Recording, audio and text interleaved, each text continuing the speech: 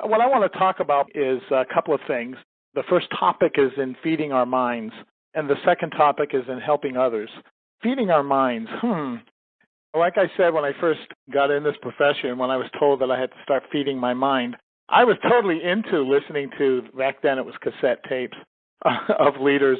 But reading, like Archie Bunker used to say, oh, geez, Edith, I have to read, right? So I didn't really want to.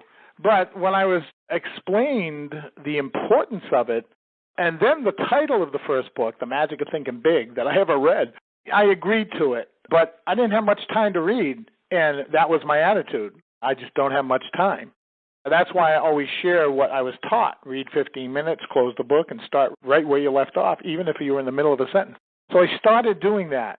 And what I discovered was that I really did have time to read a little bit more. And after I got into the habit of that 15-minute thing, what they were doing is they were helping me form new habits. And forming new habits, people fight all the time. They just do. I don't know what it is about human nature, but when it comes to getting a new habit formed to do something, it goes against the grain. And here's why: because we're stepping out of our comfort zones. And when you step out of your comfort zone, you fight it, you resist it. What I needed to learn was to be open-minded. Open my mind. And you cannot open your mind unless you choose to do so.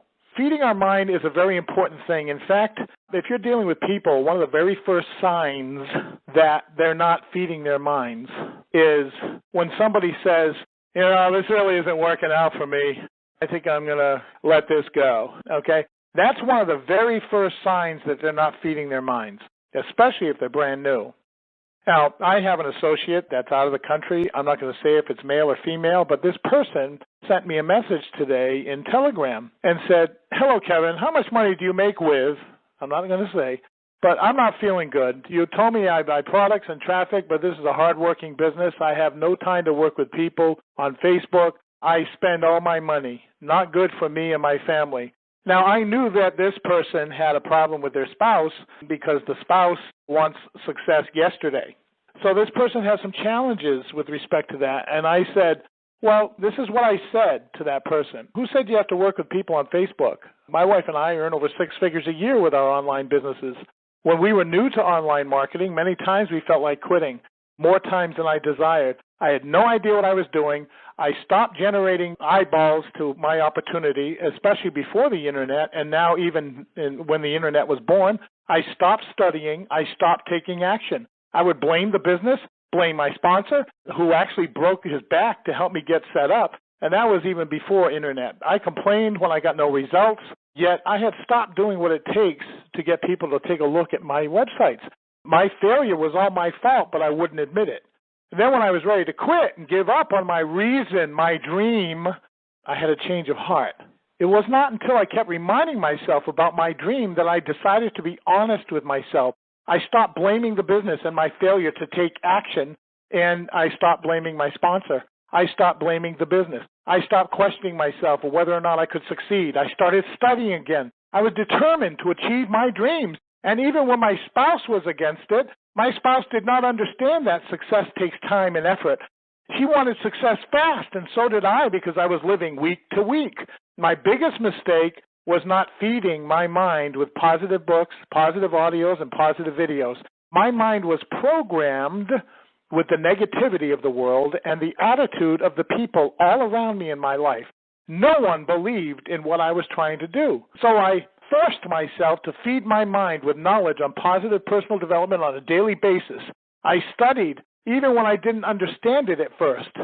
And then I found more ways to show people my business, more traffic. I didn't have much money. I spent what I could to generate traffic. I could see that countless people were quitting on their dreams. I actually saw that and experienced watching that. Only a very few of them chose to never give up. But what was interesting is that those were the people who succeeded. Successful people have learned they have to get out of their own negative head and not even allow loved ones to kill their dream. Boy, is that hard.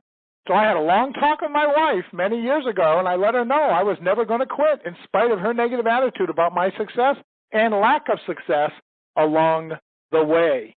I demanded that she support my dreams and allow me to grow into the person I need to become to succeed. Wow!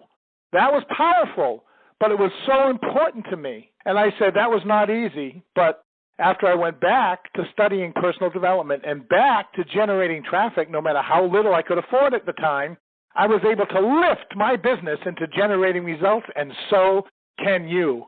I believe in you, because if I did not, I would have never helped you get set up in the first place.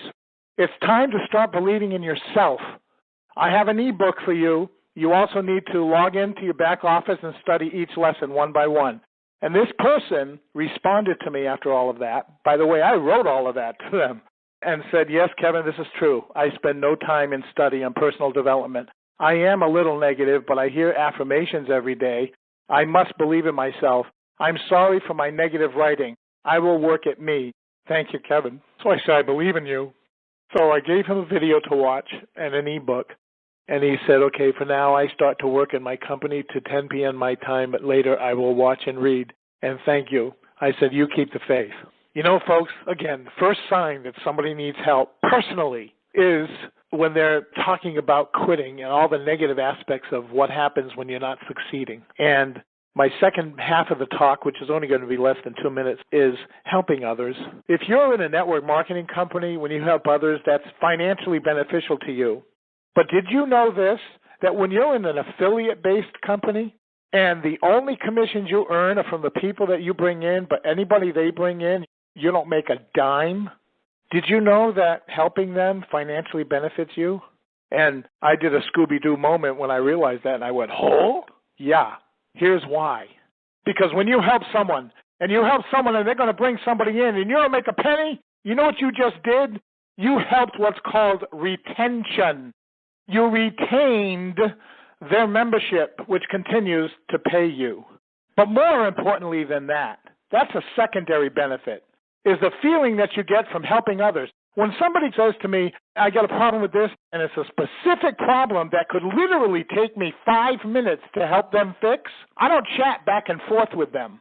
I don't just type a chat and say, hey, this is what you do, and then you should be all set, and then go watch the video. I don't do that. I say, look, we got 5 minutes. Jump on Zoom, because that's how long this is going to take to help me fix it with you. Here's my Zoom link, and I'll fix it with them. And guess what? Even if they're not in my business. Why? Because the secret of living is giving, and it takes 5 minutes out of our time. Now, granted, we have hundreds, if not thousands, of people to deal with. We can't do that with every single person in life, but something that takes 5 minutes, help them out. Help them, because you will be rewarded in ways that you will have never expected. Anyway, those are my 2 topics on feeding our minds and helping others, and I hope everybody goes and grows, and don't let anyone steal your dreams. Make it a wonderful day.